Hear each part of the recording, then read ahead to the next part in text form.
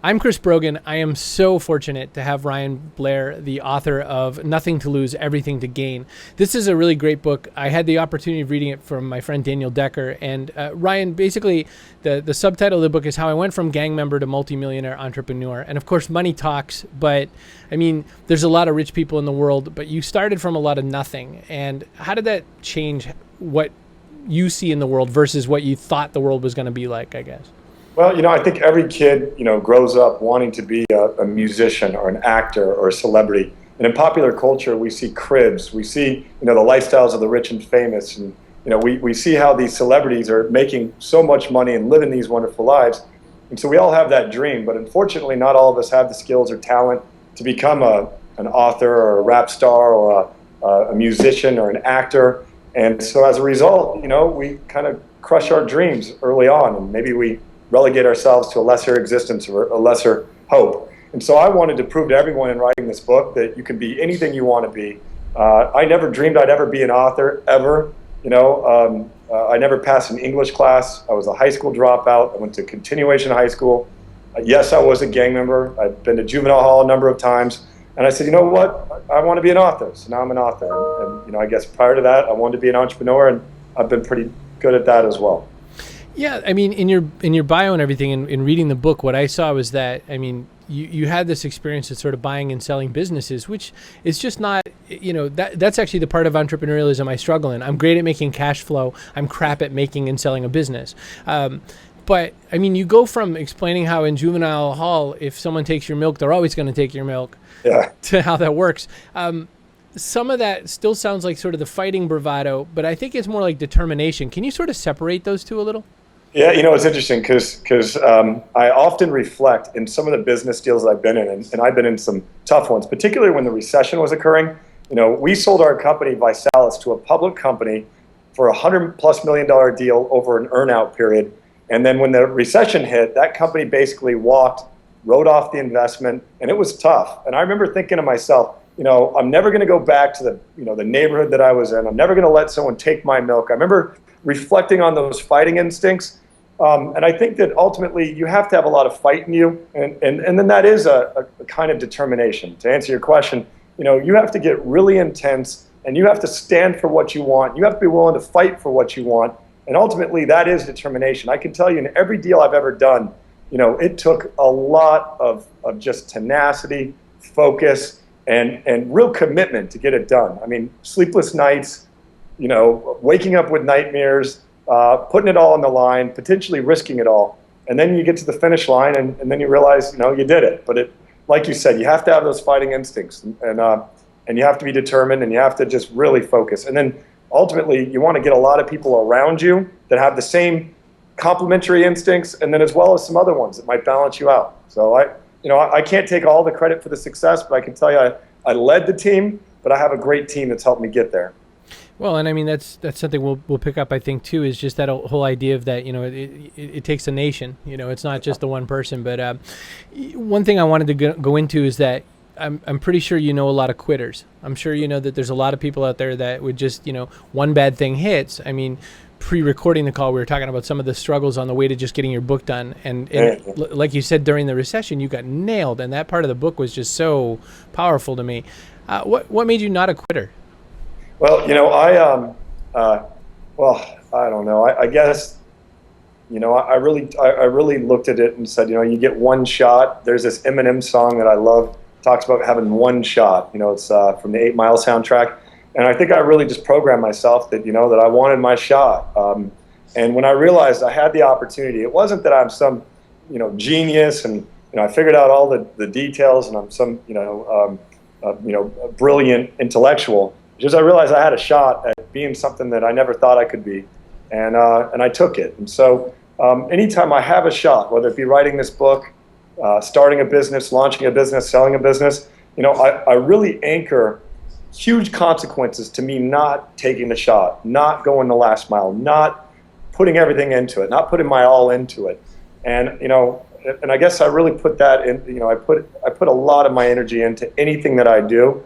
Even though I don't need to. I mean, writing this book took a lot out of me. I put a lot into it, and I realized I had a shot at doing something that really benefited a lot of people and helped help people that are aspiring entrepreneurs, or help people change their lives. So I took the shot not only for myself but for everyone out there that wants to have a better life.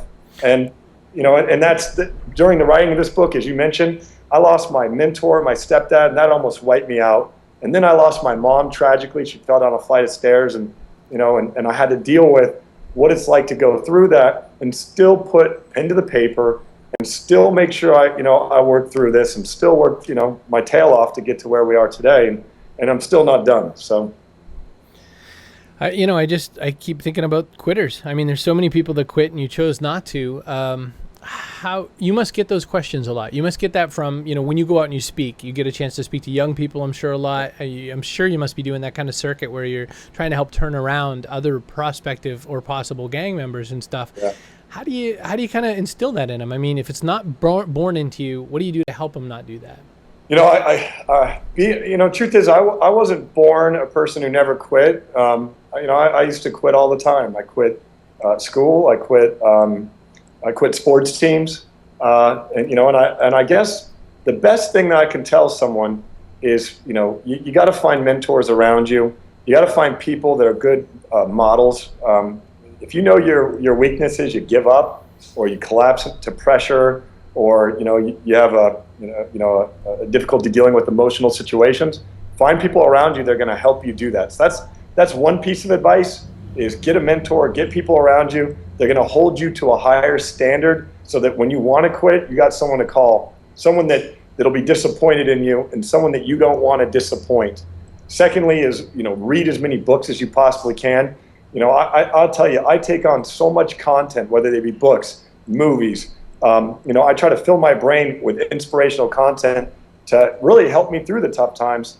And I guess the thing is, if you have a propensity to quit, you got to reprogram yourself, right? You got a programming problem.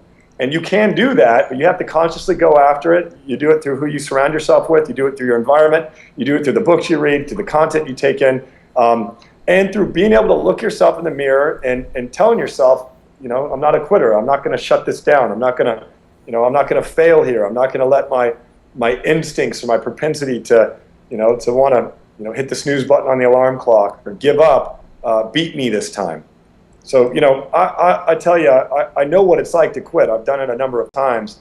And in fact, I've had to struggle. I still struggle with it. I just make sure that I look myself in the mirror and I say to myself, and I honestly check myself, if I find I'm going in that path. Because it's real easy now, especially that I'm more, well off, to say, it isn't worth it.